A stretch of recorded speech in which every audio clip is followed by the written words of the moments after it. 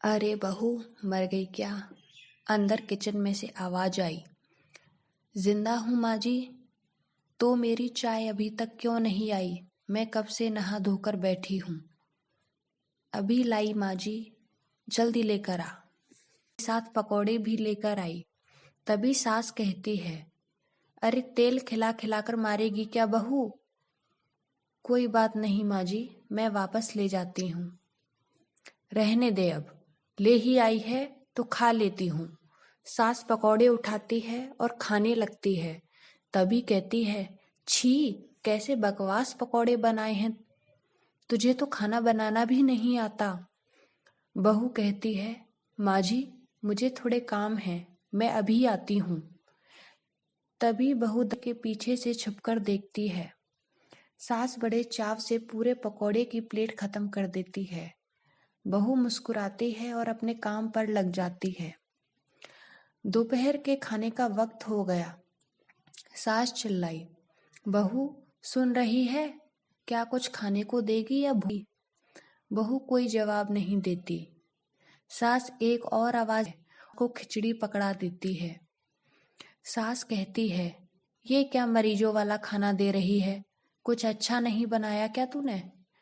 तभी बहू बोलती है, माँ जी, डॉक्टर ने आपको दिन में एक बार खिचड़ी खाने को बोला है, तो आपको अभी यही मिलेगी। सास कहती है, हाँ ठीक है, मेरी माँ मत बन। बहू फिर मुस्कुराई और चली गई। आज घर पर हवन रखा था। बहू सुबह 4 बजे की जाग गई और नहा धोकर फूल लेकर आई। माला बनाई और घर की साफ सफाई करने लगी। पूरा भोग बनाया और सारा काम किया। पूजा की सारी तैयारियां भी की। सारा काम करते करते 10 बज चुके थे। तभी पंडित के आने का टाइम हुआ और सास भी जाकर नहा धोकर तैयार हो गई। बहू पंडित जी के साथ मिलकर हवन की तैयारियां कर रही थी। आज हवन की वजह से छुट्टी थी तो उसके पति भी घर पर थे। सास बार बार आवाज देती, बहू ये नहीं है, वो नहीं है। बेचारी बहू कभी ये ला कभी वो ला, पूरा दिन दौड़ती भागती सारी तैयारियां कर रही थी। जिसको जो जरूरत पड़ती वह देती। ऐसे ही करते करते 3 बज गए। आरती का समय हो गया। पंडित ने सबको एक एक करके आरती के लिए बुलाया। फिर बहू आई। बहू के हाथ से आरती की थाल छूट गई। शायद वह अपने तेल के हाथ पहुंचना भूल गई थी। सभी तरह तरह की बातें करने लगे कि कैसी बहू लेकर आए हैं, कुछ भी नहीं आता, एक काम ठीक से नहीं कर सकती, एक थाल तो संभाल नहीं सकती, घर क्या संभालेगी। यह देख उसके पति भी गुस्सा हो गए, पर साफ चुप रही और कुछ न बोली। बस इतना कहकर छोड़ दिया कि कोई नहीं, हो जाता है, सीख रही है, धीरे धीरे सीख जाएगी। अब सबके खाने का टाइम हो गया था। बहू सबको खाना परोसने लगी। कभी खाना दे, कभी पानी दे। बहू दौड़ दौड़ के सारे सारे काम करती। कम से कम 50 से 60 लोग आए थे। उन सब का खाना पानी बर्तन साफ करना, वह सब बेचारी अकेली को ही करना पड़ रहा था। फिर भी बेचारी बहू हंसते हंसते सारा काम कर रही थी। अब सास और बाकी आस पड़ोस ने खाना खाने बैठी। बहू खाना परोसने लग गई। जैसे ही बहू ने खाना परोसा, सास ने पहला निवाला खाया। तभी बोली, इसमें नमक नहीं है क्या? एक काम ठीक से नहीं कर सकती, नमक भी ठीक से नहीं डाला सब्जी में। अब आस पड़ोस के लोगों को तो आप जानते ही हैं, वो तो बस बहाना ढूंढते हैं बात बनाने का। वह सब भी कहने लगे, अरे ऐसा खाना है, वैसा खाना है, ऐसी बहू ले आए, कुछ नहीं आता इसको। अब रात हो चुकी थी और रात में जगराते का समय था। सभी भजन ध्यान करने लगे, नाचने गाने लगे।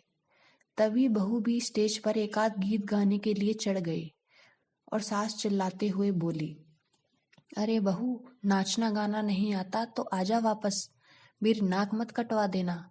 बहू ने गाना गाना शुरू किया। वह अच्छा गा रही थी। सभी तारीफ करने लगे। तभी सास बोली, इससे अच्छा तो मैं गाती थी अपनी जवानी में, ये भी कोई गाना गा रही है? तुझे तो कुछ नहीं आता। बहू फिर मुस्कुराई और चली गई। का पति और उसके दोस्त वहीं साइड में ड्रिंक करने लगे। वह कहता, थोड़ी बर्फ लाओ, तो कभी सास कहती, दाल खत्म हो गई है, जल्दी लेकर आओ, तो कभी वह कोल्ड ड्रिंक मांगता। कभी पापड़। ऐसे ही बेचारी बहू दौड़ते दौड़ते उन सबको कुछ न कुछ देने लगी। तभी अचानक से बहू के हाथ से शराब का गिलास गिर जाता है और उसके एक दोस्त से बोतल टूट जाती है। तभी उसका पति गुस्से में अपनी पत्नी के 2 थप्पड़ लगा देता है और कहता है, जाहिल गवार, तुझे दिखाई नहीं देता? एक काम ठीक से नहीं कर सकती, बेवकूफ कहेंगी। तुझ में जरा सी भी अक्ल नहीं है। सभी लोग देखने लगे। बेचारी बहू रोते हुए अपने कमरे में चली जाती है। तभी उसके पति के दोस्त भी कहने लगते हैं, क्या यार, सारा मूड खराब कर दिया। ये कैसी बीवी पाल रखी है तूने? इससे अच्छा तो कहीं और पार्टी कर लेते। तूने यहाँ क्यों रखी? तेरी पत्नी को तो बिल्कुल भी मेहमानों की इज्जत करना तक नहीं आता। बेइज्जती करवा दी उसने हमारी। अब आस पड़ोस की औरतों को भी बहाना मिल गया था। वह सब भी कहने लगे, कैसी बहू है तुम्हारी, इसको एक काम ढंग से नहीं आता। इससे अच्छा तो अपने बेटे की दूसरी शादी करा दो, छुटकारा पाओ ऐसी गवार बहू से। तभी सास आई और अपने बेटे के पास जाकर उसके 2 तमाचे मारे और कहा, तेरी हिम्मत कैसे हुई मेरी बहू पर हाथ उठाने की? तभी उसके दोस्त कुछ कहने ही वाले थे।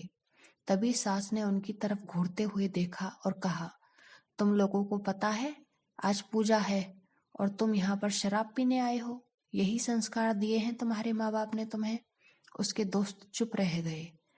और किसने कहा कि मेरी बहू जाहिल है, उसकी दूसरी शादी करा दो? सामने आओ, जरा चप्पल से मारूंगी। किसी ने अगर एक शब्द भी कहा तो मेरी बहू के बारे में। और जाहिल तू, तेरी शराब क्या छूट गई? उसके हाथ से तूने उसमें झापड़ लगा दिए। वह बेचारी सुबह 4 बजे से जागकर घर का सारा काम कर रही है। ना उसने सुबह नाश्ता किया, ना खाना खाया, और दिन भर मुस्कुराते हुए सारे काम कर रही है। और एक तू है, बस कोने में पड़ा पड़ा शराब पी रहा है और दूसरों पर हुक्म झाड़ रहा है। तेरे यार दोस्तों को वह अच्छी नहीं लगी? जूते चप्पल से मारूंगी तेरे यार दोस्तों को। ये सब सुन उसके यार दोस्त चुप से वहां से खिसक लिए। अब सास बहू के कमरे में गई और अपनी बहू का हाथ पकड़कर बाहर लाई और कहने लगी, किसने कहा था कि अपने बेटे की दूसरी शादी कर लो और दूसरी बहू ले आओ? जरा सामने आओ। कोई सामने नहीं आया। अब सास कहती है, तुम जानते भी हो इसके बारे में? मैं थोड़ा गलत ये मेरी माँ भी है और बेटी भी। माँ इसलिए कि जब भी मैं थोड़ा गलत करती हूँ तभी मुझे डांटती है, और बेटी इसीलिए कि मेरी भावनाओं को बिना बताए समझ लेती है। मैं इससे दिन भर कितना बुरा भला कहती हूँ, लेकिन कभी भी ये मुझे पलटकर जवाब तक नहीं देती और बस मुस्कुराते हुए सब सुन लेती है। और तुम छुटकी की दादी, याद है ना तुम्हें तुम्हारे बहू और बेटे की करतूत? तुम्हारे बहू बेटे तो तुम्हें भूखा छोड़ 8-10 दिनों के लिए बाहर घूमने चले गए थे, और यही मेरी बहू थी जो तुम्हें रोज खाना देने जाती थी और यहाँ तक कि तुम्हारे पैर तक दबाने जाती थी, और तुम इसी को जाहिल गवार कहती हो? शर्म करो थोड़ी, जो तुम्हें कोयले और हीरे में फर्क नहीं पता। आइंदा मेरी बहू के बारे में कुछ कहा ना तो मुझसे बुरा कोई नहीं होगा, क्योंकि ये मेरी बहू नहीं, बेटी है।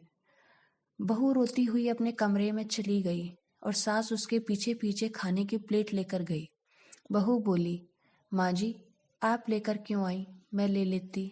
सास ताना मारते हुए हंसकर बोली, चिंता मत कर, जहर नहीं लाई हूं इसमें मिलाकर। तुझे मारना नहीं चाहती मैं। तुझे नई सास चाहिए होगी, पर मुझे अभी भी तू ही बहू के रूप में चाहिए। बहू ने रोते हुए अपनी सास को गले लगा लिया और खाना खाने लगी। तभी सास बोलती है कि खाना खाकर मेरे कमरे में आ जाना मेरे पैर दबाने, पर अपने मन में ये ख्याल बिल्कुल भी मत लाना कि सास रोज रोज पैर दबाने को बोलती है, मैं उसका गला ही दबा दूं, क्योंकि अपने समय में मैं भी ऐसे ही सोचा करती थी। दोनों खूब हंसती हैं। कुछ रिश्ते बहुत मीठे होते हैं, पर बस बातें उनकी कड़वी होती हैं।